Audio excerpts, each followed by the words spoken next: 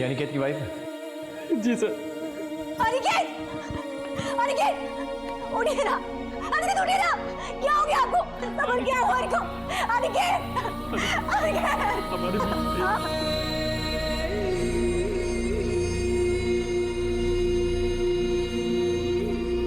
Doctor से बोलो कि थोड़ी देर बाद पोस्टमार्टम करें और फॉरेंसिक टीम को भी बुलाओ। सर वो रही गाड़ी।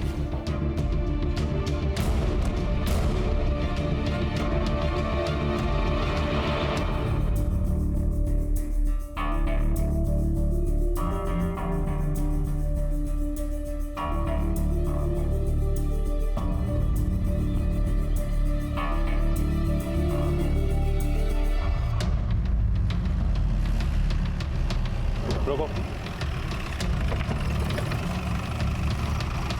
यही जगह बोली थी ना? हाँ, देखो चारों तरफ कुछ मिलता है तो।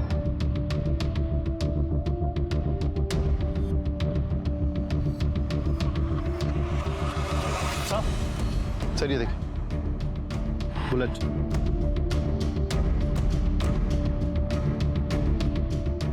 और सर ये देखिए,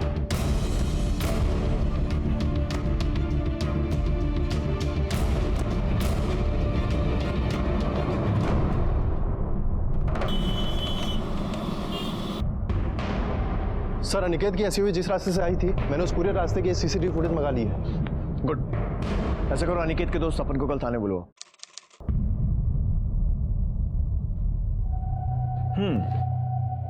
तो मतलब कई किलोमीटर तक एक गाड़ी तुम लोगों का पीछा करती है, पर तुम्हें इस बारे में कुछ नहीं पता।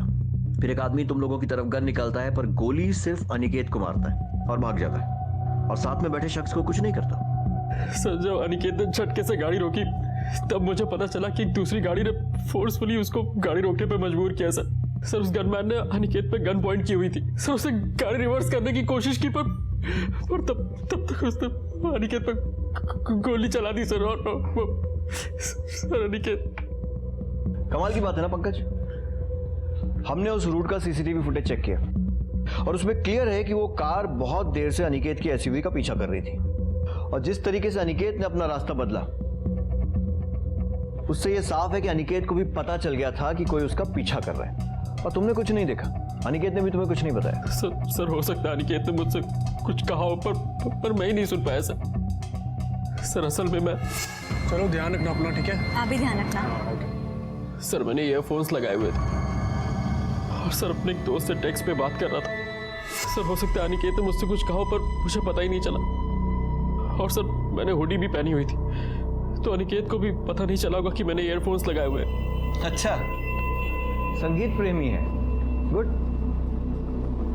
कौन सा गाना सुन रहे थे? सर मेरे फेवरेट सिंगर का लेटेस्ट एल्बम आया हुआ था सर, उसी का गाना सुन रहा था। मोबाइल है?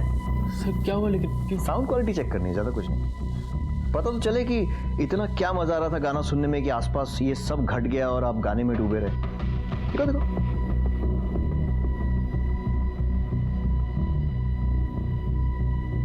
सुना? नहीं सर। पॉज्ड है। सर मैं सिर्फ इतना जानता हूँ कि अगर उस दिन पब्लिक ने शोर नहीं मचाया होता, तो उस गनमैन ने सर वापस से फायर कर दिया होता। तो मतलब तुमने उस आदमी का चेहरा नहीं देखा? सर मैं आपको बता तो चुका हूँ कि उसने अपना चेहरा ढका हुआ था, और सर उसने हुडी भी पहनी हुई थी, जैसे तुमने पहनी थी कल। हाँ सर, पर उसकी हुडी थोड़ी अलग थी।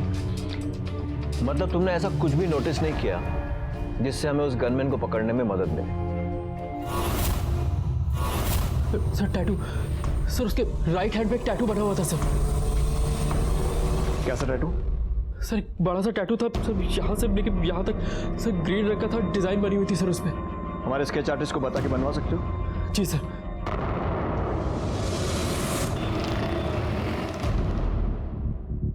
सर सपन ने कंफर्म किया है, गनमैन के हाथ में कुछ ऐसा ही टैटू बना हुआ था। और वो जो व्हाइट अकॉर गाड़ी जिसका सीसीटीवी में रजिस्ट्रेशन नंबर मिला था, उसके मालिक से कुछ पता चला? नहीं सर, अभी तक तो कुछ पता नहीं चला है, लेकिन जल्दी हम उस तक पहुंच जाएंगे। अनिकेत की फैमिली हिस्ट्री? सर अनिकेत के फादर मेरठ के जाने माने और रईस प्रॉपर्टी डीलर हैं, और सर ये भी पता चला है कि अनिकेत के पेरेंट अनिकेत और अमृता की शादी से खुश नहीं थे। क्यों? उन दोनों की फैमिलियाँ बराबरी की नहीं थी? नहीं सर, ऐसा कुछ नहीं है। सर अमृता के फादर भी जाने माने कॉलेज के लेक्चरर हैं, पैसे वाले हैं और सर उन्होंने तो काफ़ी किताबें भी लिखी हैं। जब दोनों फैमिलीज बराबर की थी तो फिर प्रॉब्लम क्या थी अमृता से? सर दरअसल अमृता का पहले किसी के साथ अफेयर था, तो अनिकेत के पेरेंट्स को लगता था कि शादी के बाद भी अमृता का अफेयर चालू है, इसीलिए। जेलस एक्स लवर का एंगल अब समझ में आ रही है ना story? Excuse me sir. Hello, क्या? ठीक है, हम अभी आ रहे हैं। सर अनिकेत की लाश को लेकर काफी बवाल हो रहा है।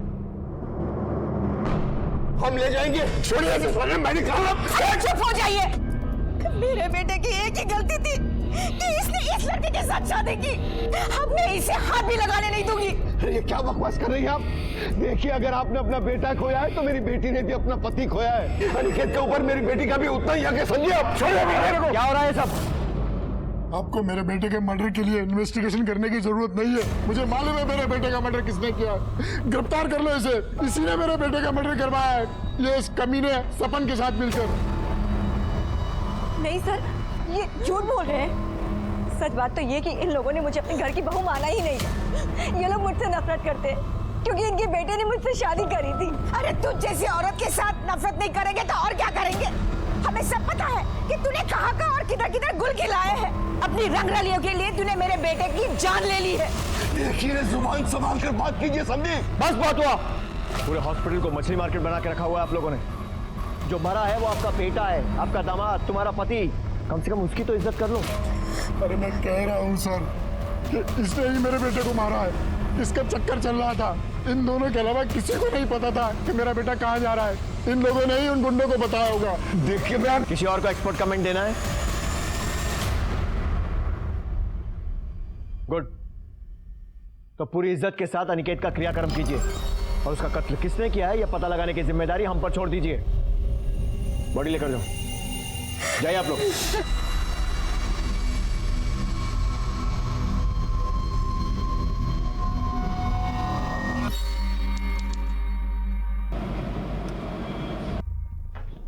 सर। हाँ पंकज। सर एक बुरी खबर है। पंकज मुझे बुरी खबर नहीं, लीड्स चाहिए। हाँ।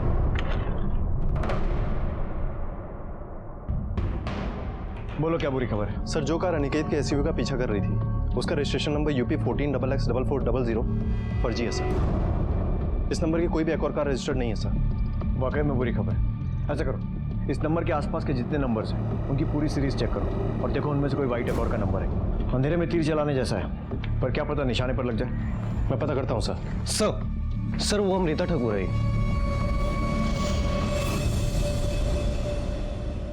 अब ठीक है। हम सॉरी जिस तरह से आपके सास ससुर ने आप पर इल्जाम लगाया कि आपने सपन के साथ मिलकर अनिकेत का कत्ल करवाया, बड़ी गलत बात है। क्योंकि असल में आपने सपन के साथ नहीं बल्कि अपने बॉयफ्रेंड के साथ मिलकर अनिकेत का कत्ल करवाया। क्या?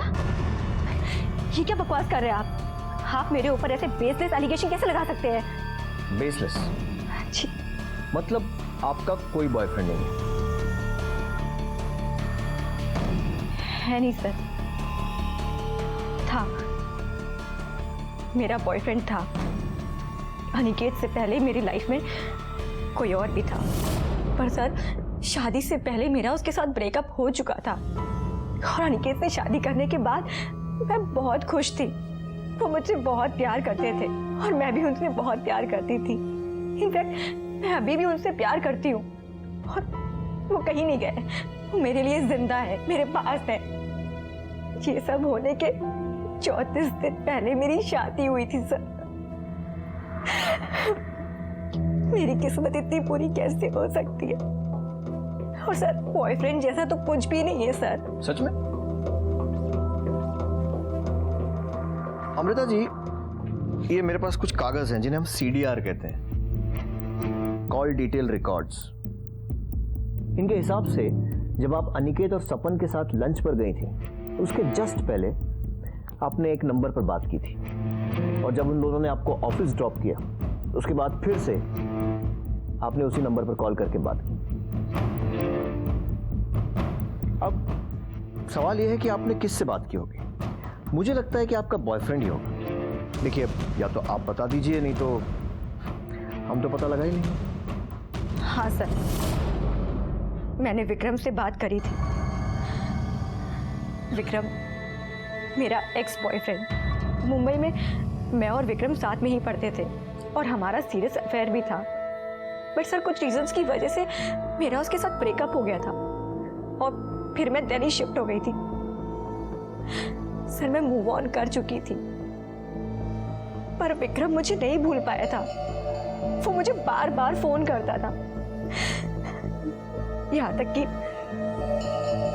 शादी के बाद भी।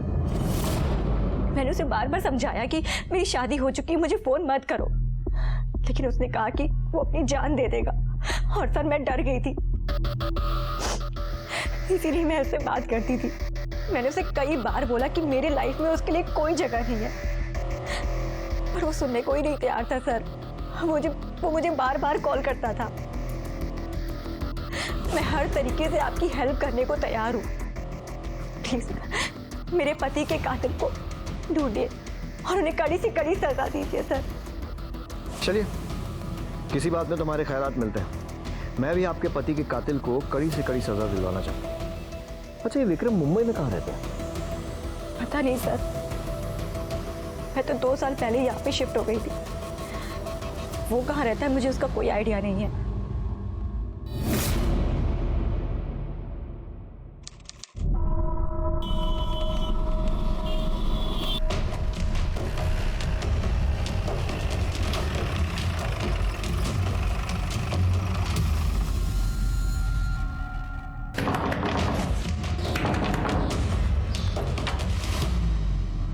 विक्रम जी।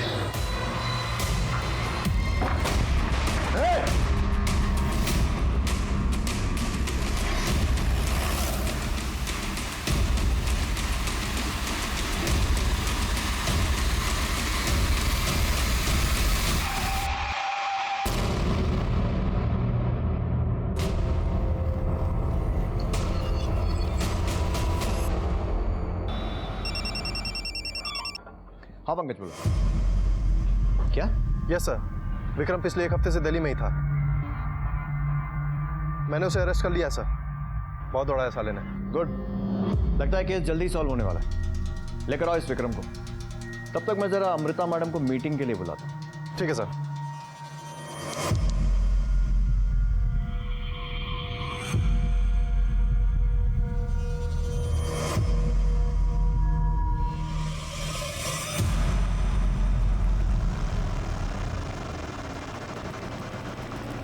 आइए,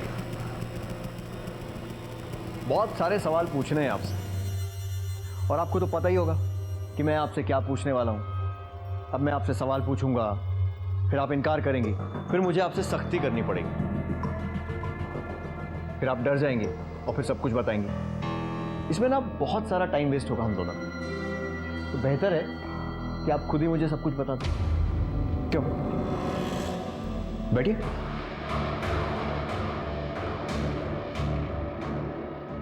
प्लीज।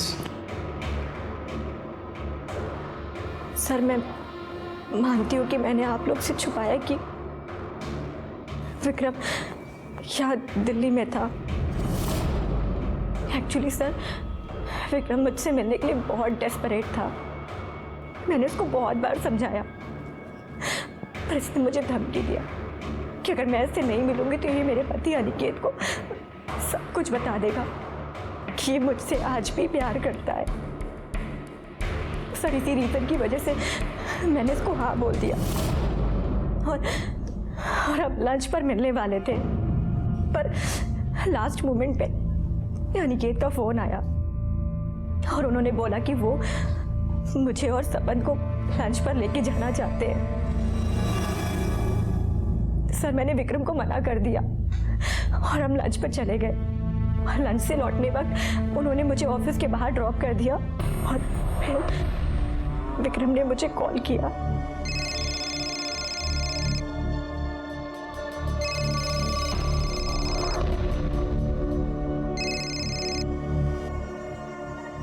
अनिकेत मुझे अभी भी ऑफिस के बाहर छोड़ के गया है। तुम यहाँ क्या कर रहे हो? तुम्हारा इंतजार। बट डोंट वरी, तुम्हारा इंतजार करने की तो मुझे आदत हो चुकी है। एनीवेज, अपना ऑफिस नहीं दिखाओगी? हाय अमृता।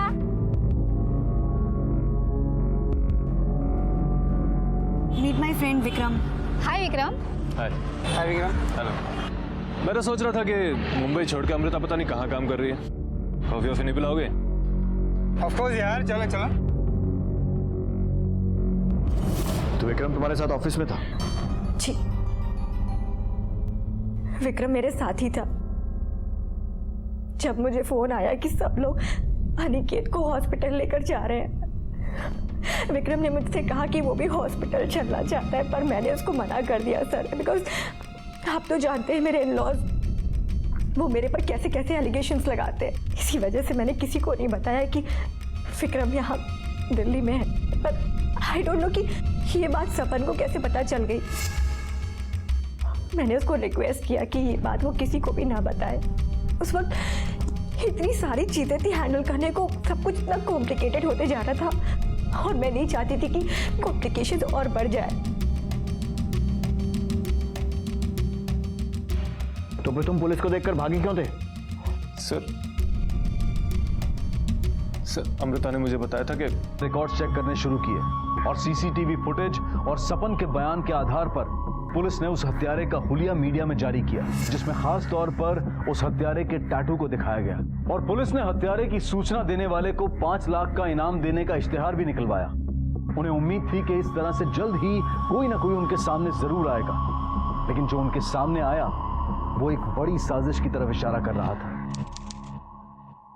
सर आप अंकल, सर एक इन्फॉर्मेशन मिली है। कोई 5 लाख का इनाम क्लेम करने आया क्या? नहीं सर, अनिकेत के कॉल रिकॉर्ड से कुछ मिला है। सर ये देखिए, अनिकेत ने आखिरी कॉल अपने फूफा जी ललित चौधरी को किया था, और सर ये ललित चौधरी उस दिन मॉर्ग में भी था। हाँ तो हो सकता है ऐसी कॉल किया हो। इसमें अलग क्या है? अलग है सर। सर ये ललित और अनिकेत के पिता श्याम पहले बिजनेस पार्टनर्स थे। बाद में इन दोनों फैमिली में कट्टर दुश्मनी हो गई पिछले कई सालों से। और सर रूमर्स है कि इस ललित के बेटे अखिलेश ने एक धमकी दी थी कि वो पूरी ठाकुर फैमिली को खत्म कर देगा। चलो जरा इन फूफा जी से भी मिलते हैं, इनके कॉल रिकॉर्ड भी निकलवाओ, पता करें इन फूफा जी की नाराजगी का कारण।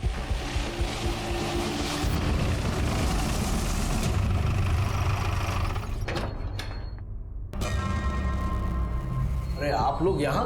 बस वैसे ही अनिकेत के केस के सिलसिले में कुछ सवाल पूछने थे, रूटीन सवाल। तो चाय ठंडा लेंगे आप? जी नहीं, जवाब लेंगे सही वाले। तो ये बताइए, जब अनिकेत का मर्डर हुआ उसके जस्ट पहले उसने आपको कॉल किया था, है ना? अब इसमें छुपाने वाली की बात? हाँ भाई, फोन आया था उसका। क्या कहा था उसने? पिछले 4 किलोमीटर से एक गाड़ी मुझे फॉलो कर रही है। और वो खुद भी इस बात के लिए पूरी तरह से श्योर नहीं था। उस तरफ से फोन कट गया। मैंने भी बार बार फोन करने की ट्राई की और फोन नहीं मिला। फिर एक मेरा क्लाइंट आ गया, मेरे भी दिमाग से निकल गया। मेरे को तब याद आया जब मेरे एक रिश्तेदार ने फोन करके बोला, भाई अनिकेत को गोली लग गई है। मतलब अनिकेत ने अपने परिवार को छोड़कर, बीवी को छोड़कर, दोस्तों को छोड़कर आपको फोन किया ये बताने के लिए कि कोई उसका पीछा कर रहा है। अब क्यों ना हो भाई, फूफा हूं मैं उसका। हाँ, ऐसा फूफा जो उसके बाप का दुश्मन है, जिसने उसके परिवार को खत्म करने की कसम खा ली है। मतलब तकलीफ के समय अनिकेत ऐसे फूफा को क्यों फोन करेगा? तभी ना जब वो तकलीफ खुद फूफा ने दी हो। भाई कुछ समझ में नहीं आ रहा, आप क्या कहना चाह रहे हैं? ये कहना चाह रहा हूँ कि तूने ही अनिकेत को मरवाया है ताकि उसके परिवार से बदला ले सके। तेरा दिमाग ठिकाने है क्या? दिमाग तो तेरा मैं ठिकाने लगाऊंगा थाने ले जाकर। उठाओ इसे।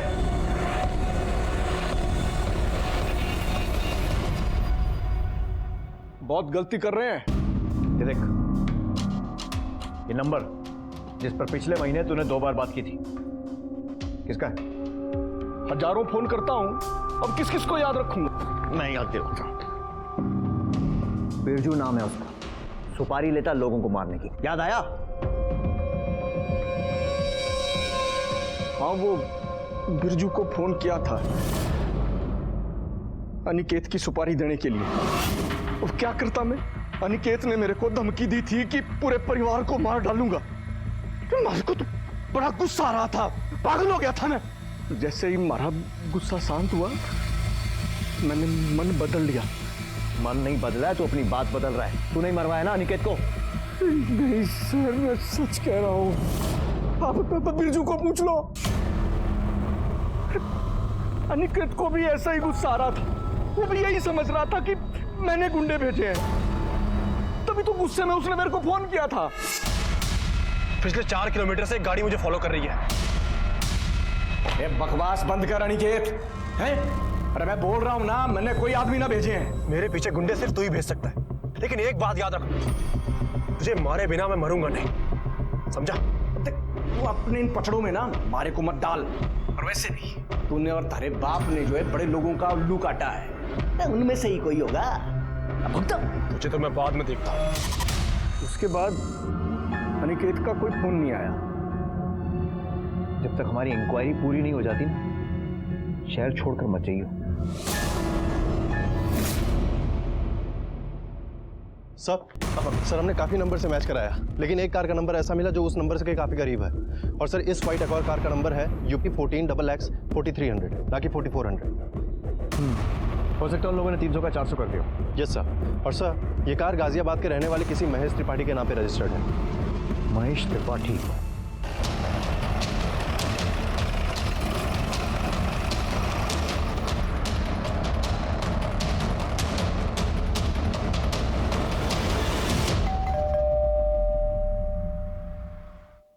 महेश त्रिपाठी? जी हाँ मैं इंस्पेक्टर मलिक। जी कहिए। व्हाइट अकॉर्ड गाड़ी नंबर UP 14XX 4300 आपकी है? जी मेरी थी, अभी नहीं मेरी। मतलब? सर मैंने 3 महीने पहले किसी को बेच दी। किसे? एक जवान सा लड़का था, शशि सिन्हा नाम रहा। शशि सिन्हा। उम्र क्या होगी इसको? यही कोई 27-28 के आसपास होगी होंगी। गाड़ी के ट्रांसफर पेपर्स है आपके पास? हाँ है ना, अभी देता हूँ। एक और सस्पेक्ट। ये लीजिए सर।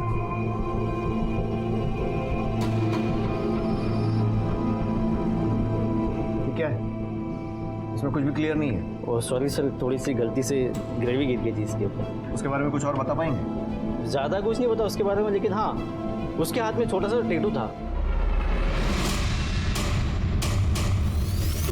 कुछ ऐसा था क्या? हाँ यही था सर।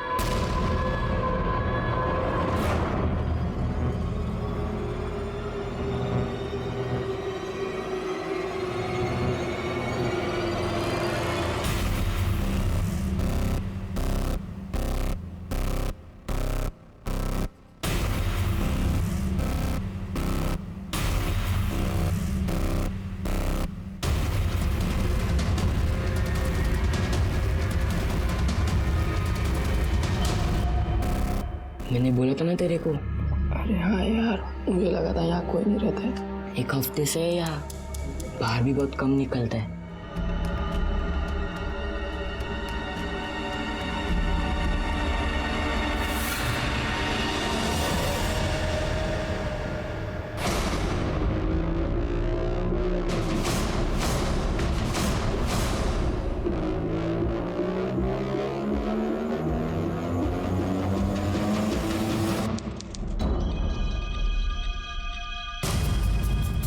सर मर्डर के एक दिन बाद से ही शशि ने अपना फोन स्विच ऑफ कर दिया है और अभी तक ऑन नहीं किया है सर। इसके घर तो किसी को नहीं भेजा ना अब तक? नहीं सर, अभी तक तो नहीं, लेकिन उसके आस पड़ोस में हमने इसके बारे में पूछताछ की है सर। इसके घर पे सिर्फ इसकी माँ रहती है और उसको खबर नहीं है कि हमारी नज़र उसके ऊपर है। फोन बंद करने से पहले शशि ने आखिरी कॉल किसको किया था? सर किसी पिंटू चड्डा नाम के आदमी को। पता करो इस पिंटू चड्डा के बारे में, शायद उसके जरिए हम शशि तक पहुंच सकें। अब पूरी भाजी कितने की थी? पूरी भाजी 40 रुपए की।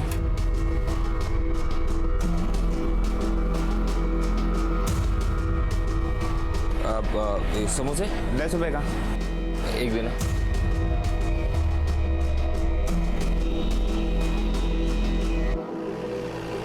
अरे सुनो, ये मकान नंबर 248/7 किधर है? इधर चलो।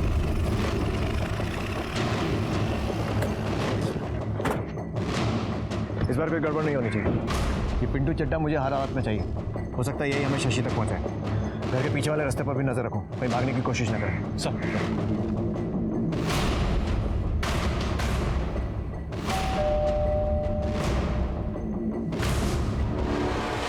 कौन चाहिए?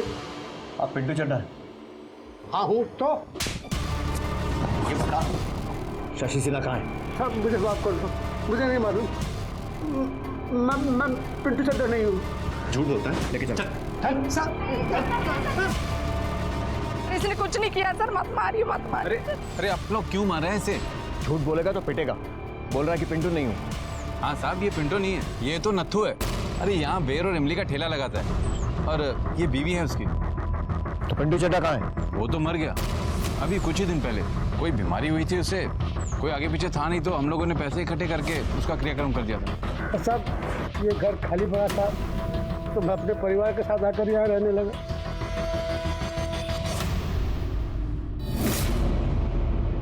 पुलिस को लगा था कि वो पिंटू के जरिए शशि सिन्हा तक पहुंच जाएंगे, लेकिन पिंटू की मौत के साथ वो उस आखिरी कड़ी को भी खो चुके थे। इस केस के दौरान पुलिस के सामने पहलू तो कई आए थे, लेकिन सभी गलत साबित हुए। लेकिन पुलिस शशि सिन्हा तक पहुंचने में कोई गलती नहीं करना चाहती थी, इसलिए इंस्पेक्टर मलिक ने मृत पिंटू चड्ढा के बारे में और पता करना शुरू किया। उन्हें पक्का यकीन था कि पिंटू चड्ढा के तार कहीं ना कहीं शशि से जरूर जुड़े थे। और वहीं दूसरी तरफ पुलिस 24 घंटे शशि की मां पर नजर रखे हुए थी।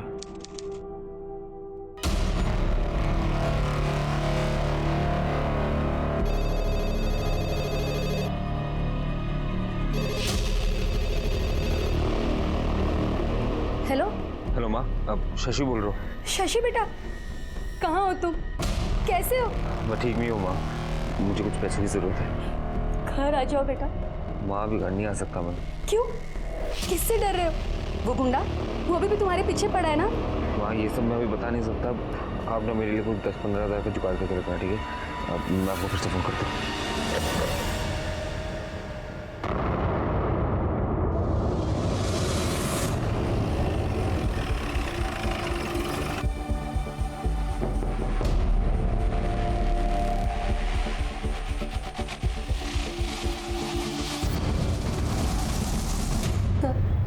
हमारा शशि जब बहुत छोटा था ना, तभी उसके पापा गुजर गए थे। उसके बाद भी वो बहुत मेहनत करता था, पढ़ाई में बहुत होशियार था।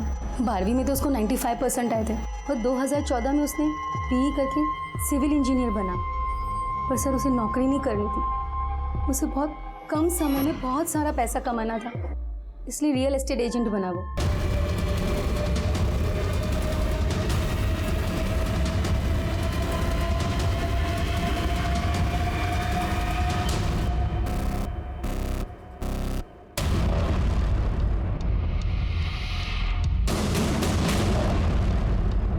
और फिर उसने ढेर सारे पैसे कमाना शुरू कर दिए। सर शुरू में तो सब कुछ ठीक चल रहा था, फिर उसने एक फ्लैट की डील की जिस पर केस चल रहा था। बेचारा बहुत बुरी तरीके से फंस गया था, उसका बिजनेस डूबने लगा, इसीलिए उसने एक लोन लिया। किससे लोन लिया था उसने? वो पिंटू है, पिंटू चड्ढा। मुझे तो एक आंख नहीं भाता है वो। मेरा बेटा जब पैसा नहीं चुका पा रहा था, हर रोज घर पे आता था तकाजे के लिए। और एक दिन तो देख, अब बहुत हो गई तेरी बहानेबाजी। अब मुझे तेरे बहाने नहीं चाहिए, पैसे चाहिए, मेरे पैसे। अरे बोला ना दे दूंगा, तुम्हारे पैसे लेके भागा जा रहा हो क्या मैं? क्या समझ रहा है तू मुझको? हैं? बहुत एकड़ी है तेरी, बहुत एकड़ी है। हाथ छू के बात करो। छू के बात कर रहा। प्लीज मैं तुम्हारे हाथ जोड़ती हूँ, मेरे बेटे को मत मार। एक हफ्ते में या तो तू मुझे मेरे पैसे दे दे या फिर मैं तेरी जान दे दूंगा। सर अगले ही दिन शशि घर से चला गया 4 लाख के जुगाड़ के लिए, पर अब तक घर नहीं लौटा। मैंने राजू से भी पूछा, पर उसने कहा कि उसे कुछ नहीं पता। राजू कौन? सर वो मैकेनिक है, मेरे बेटे की गाड़ी देखता है। कौन सी गाड़ी है शशि के पास? सफेद एक और है सर। UP 14XX4400, यही नंबर है ना? तो उस दिन से शशि से ना तो आपकी बात हुई न राजू की। जी नहीं। आप एक माँ हैं, अपने बेटे की खातिर कम से कम आपको झूठ नहीं बोलना चाहिए। सर उसका फोन आया था पैसों के लिए, वही तो वो बोल रहा था। मैंने उससे पूछा भी कि क्या वो गुंडा उसका पीछा कर रहा है, उसे परेशान कर रहा है, लेकिन उसने मुझसे कुछ भी नहीं कहा। सर प्लीज मेरे बेटे को बचा लीजिए। देखिए फिलहाल हम लोग जा रहे हैं, लेकिन हमारा एक आदमी 24 घंटे आपके घर पर नजर रखेगा। आपकी फोन कॉल भी रिकॉर्ड होंगे और मुझे पूरी उम्मीद है कि आप अपने बेटे को ये नहीं बताएंगी कि पुलिस को उसकी तलाश है, क्योंकि अगर आपने ऐसा किया तो आप और आपका बेटा दोनों बहुत बड़ी मुसीबत बेचनी है। 2 लाख से ऊपर कुछ भी चलेगा। अच्छा ठीक है, तू घबरा मत, तू ना गाड़ी लेके सीधा मेरे पास आ जा। हाँ ठीक है चल बाय।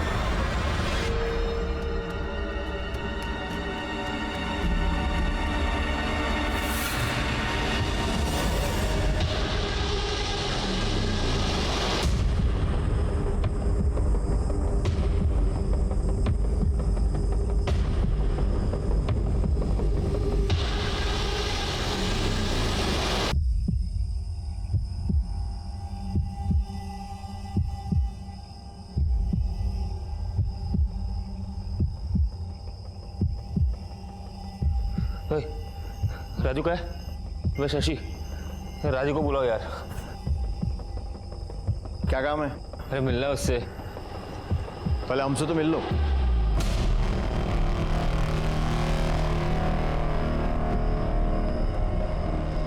लेके चलो इसे। पिंटू के डर से हम घर से भागकर छिपते फिर रहे थे, लेकिन पिंटू को हमारे ठिकाने का पता चल गया। पिंटू भाई, मैं सोच रहा हूँ कि आप तुझे मार के फिर अपनी सही खत्म कर दो। नहीं पिंटू भाई, लेकिन नहीं, मुझे लगता है कि तुझे एक चांस देना चाहिए। तुझ पे तरस आ रहा है मुझे, तो चल देता हूँ। तू मेरे लिए एक फॉर्च्यून एसयूवी कार लेकर आ जा, तो मैं ना तेरे 4 लाख रुपए और उसका सूद सब माफ कर दूंगा। फॉर्च्यून एसयूवी कहाँ से लेके आओ पिंटू भाई? कहाँ से लेके आओ? अरे चोरी कर ले।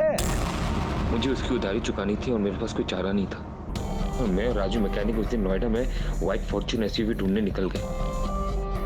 हमें 1-2 एसयूवी मिली, पर वो व्हाइट नहीं थी। फिर हमें रेस्टोरेंट के बाहर अनिकेत की व्हाइट फॉर्च्यून देखी।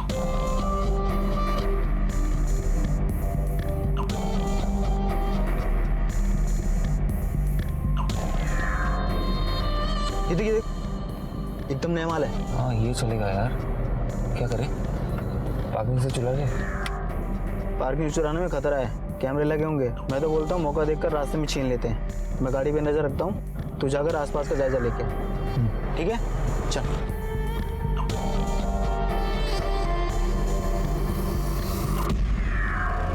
तो तू सही मौके की तलाश में बैठा था कि उसे मार कर एसयूवी चुरा ले। नहीं सर, हम उसे मारना नहीं चाहते थे सर। हम तो बस अपनी जान बचाने के लिए वो गाड़ी चुराना चाहते थे, ताकि हमारी लोन माफ हो जाए। और हमारा बैड लक भी देखिए ना सर, हमें अब जाके पता चला कि पिंटू मर चुका है। यही बात हमें पहले पता चल चुका होता तो पिंटू का डर हमारे सर पे नहीं होता। लेकर जाने।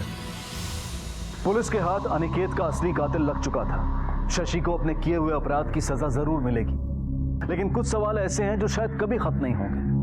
आखिर वो ऐसी कौन सी चीज है जिसे पाने के लिए इंसान ना सिर्फ अपने भविष्य को दांव पर लगा देता है, बल्कि किसी मासूम की जिंदगी से खेलने से भी बाज नहीं आता? क्यों एक सुनहरे सपने के लालच में जानबूझकर इंसान अपराध की अंधेरी सुरंग में खोता चला जाता है? ऐसी महत्वाकांक्षा का क्या फायदा कि इंसान अपराध के दलदल में धंसता चला जाए? शशि सिन्हा एक इंजीनियर था। वो अगर चाहता तो बिजनेस के फेलियर के बाद भी एक अच्छी नौकरी करके अपना जीवन ठीक तरह से बिता सकता था। वो पिंटू का कर्जा भी उतार सकता था, लेकिन ये सब छोड़कर उसने एक ऐसा रास्ता अपनाया जो उसे अपराध की दुनिया तक ले गया। परिणाम की चिंता किए बिना शशि ने छलांग लगा दी और फिर मुंह के बल जा गिरा। उसकी एक गलती ने न सिर्फ उसकी जिंदगी बर्बाद कर दी, बल्कि कई और जिंदगी भी उजड़ गई। अमृता और अनिकेत के सारे सपने टूट गए। उनकी गलती बस इतनी सी थी कि शायद अनिकेत गलत वक्त पर गलत जगह पर था, या फिर गलत वक्त में वो सफेद गाड़ी गलत जगह पर थी। आसमान को छूने के सपने देखने में कोई बुराई नहीं है, लेकिन नींद से जागने के बाद इंसान अपने कदम जमीन पर ही रखता है, और जमीन को मजबूत बनाए बगैर आसमान में उड़ान नहीं भरी जा सकती। इसी विचार के साथ अब मैं अनूप सोनी आपसे विदा लेता हूं। फिर मुलाकात होगी अगले एपिसोड में एक और चौंका देने वाले केस के साथ। तब तक